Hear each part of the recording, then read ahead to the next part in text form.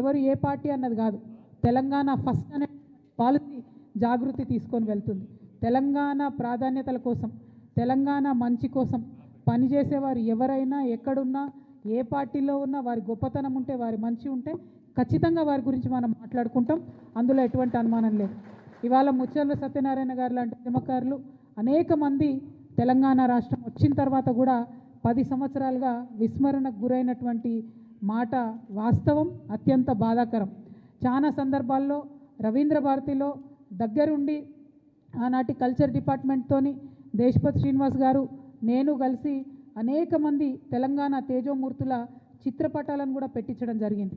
చాలా మందివి అఫీషియల్గా జయంతులు వర్ధంతులు నిర్వహించేటటువంటి ఒక సాంప్రదాయానికి తొవ్వలు వేయడం జరిగింది.